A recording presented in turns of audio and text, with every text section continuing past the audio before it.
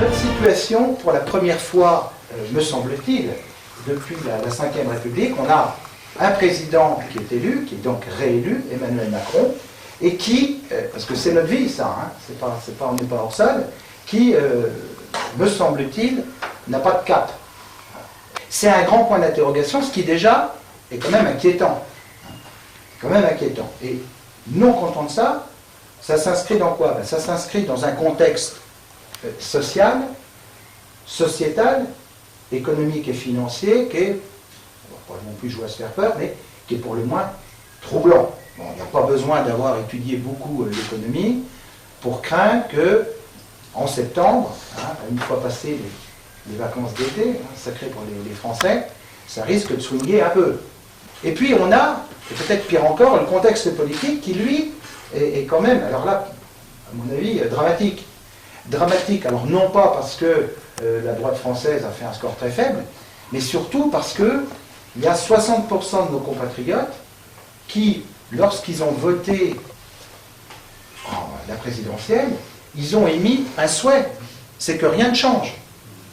C'est-à-dire que tous ceux qui ont voté, c'est leur droit, pour M. Mélenchon, pour Marine Le Pen, pour Éric Zemmour, et que sais-je encore, eux, ce qu'ils souhaitent, c'est pas de réforme qui pourrait être, entre guillemets, un peu douloureuse. Alors, quand on voit une situation de départ comme ça, on peut se dire, ma foi, ça va quand même être relativement tendu. C'est des dépenses publiques, je dirais, qui sont quasi hors de contrôle, et puis on est quand même le pays, qu'on le veuille ou non, qui paye le plus de taxes et d'impôts. Ça veut dire que les marges, elles n'existent pas. Parce qu'après le casting, il ne conduit pas de nous rassurer. On sait que la marque de fabrique d'Emmanuel Macron, c'est en même temps. En même temps, c'est Gérald Darmanin qui se fait fort de rouler des biscottos pour dire qu'il va ramener l'ordre, etc., etc. Mais qui va avoir le dernier mot? Est-ce que c'est Gérald Darmanin ou est-ce que c'est l'excellent ministre de l'Éducation, Pape Ndiaye, qui, lui, déplore des violences policières à longueur de texte? Bon. Le maintien du Dupond-Moretti, mis en cause par les magistrats. Alors, on sait très bien qu'il y a, quand on connaît un peu le dessous des cartes, qu'il n'y a probablement pas de, je dirais, c'est ni noir ni blanc, mais ça ne respire pas la sérénité. Dans un pays, il faudrait ramener l'ordre, avoir un ministre de la Justice qui est sous la sellette, il ne sera pas le mieux placé pour faire avancer les choses. Puis, monsieur le maire, qui est probablement celui qui, de loin, a le plus de lucidité sur les affaires du pays, mais qui est contraint d'obéir aux injonctions de son équipe et puis de conduire une politique faite de dépenses publiques, dépenses publiques, dépenses publiques. Un parlementaire, il a deux grandes missions. Sa première mission, c'est de voter les lois. Alors, soit par le biais de propositions de loi, soit finalement des projets de loi du gouvernement. Donc, avec le pouvoir en place, c'est plutôt ça. C'est plutôt des sortes de personnes un peu mécaniques qui ont une seule mission, voter comme un seul homme, ou presque, pour les lois présentées par le gouvernement. Mais ils ont aussi une autre mission, les parlementaires. Et c'est aussi ça ce qui ne va pas dans notre pays. C'est qu'ils doivent contrôler l'action du gouvernement et les dépenses engagées. Et ça, malheureusement, ça c'est totalement occulté. C'est totalement occulté. C'est ce qui explique aussi pourquoi, depuis 40 ans, dans notre pays, la France n'a pas été gérée. Il faudra tôt ou tard sortir de 40 ans de social-étatisme. 40 ans de social-étatisme, alors, les mots on les comprend, du social, mais du mauvais social.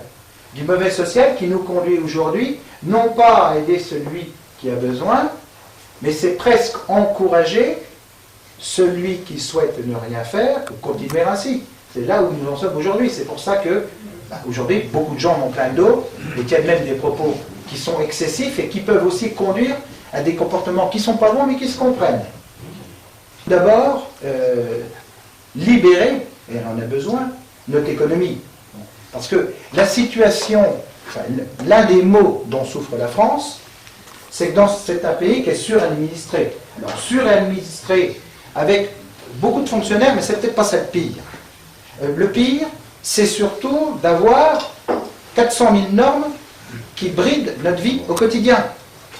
Et c'est la raison pour laquelle, entre autres, sur les 30 dernières années, La France a une croissance économique beaucoup plus faible que la Grande-Bretagne. Alors aujourd'hui, il est de bon ton d'avoir un grand débat sur le pouvoir d'achat. L'augmentation du pouvoir d'achat ne pourra provenir que d'un accroissement des richesses. S'il n'y a pas de croissance économique, il n'y aura pas d'augmentation de pouvoir d'achat durable. Ça, c'est faux. Et puis, mauvaise nouvelle, la France, on se situe désormais 23e au plan mondial, 23e. On était, il n'y a pas si longtemps, 4e, on est 23e. Donc, tenter de libérer notre économie, je dirais de la bureaucratie. Alors, mais ce qui est surtout déplorable, c'est d'avoir des fonctionnaires qui sont affectés au mauvais endroit. L'hôpital en est un bon exemple. Deuxièmement, c'est rétablir quand même un minimum d'ordre dans notre société.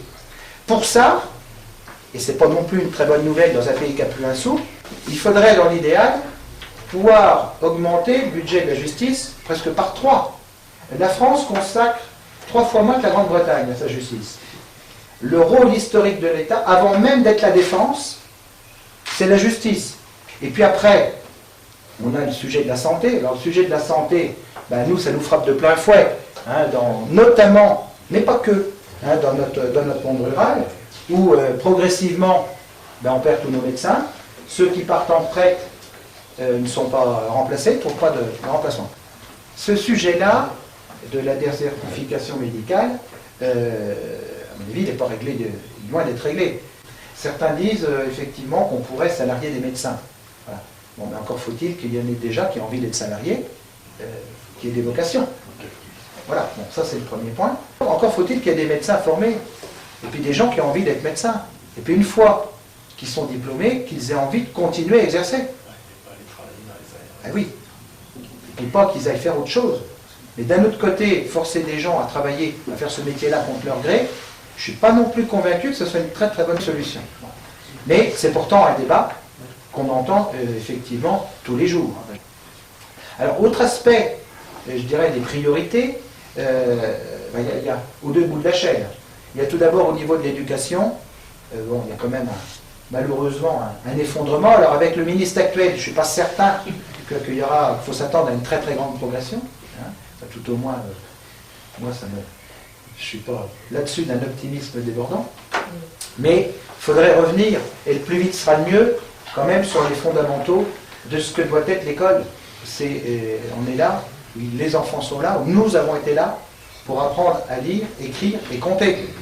Et on ne peut pas se contenter d'un chiffre qui nous dit qu'on a, au bas mot, entre 10 et 15% d'enfants qui ne savent pas lire ou écrire. Ou tout juste, ou ils lisent mais ils ne comprennent pas ce qu'ils lisent.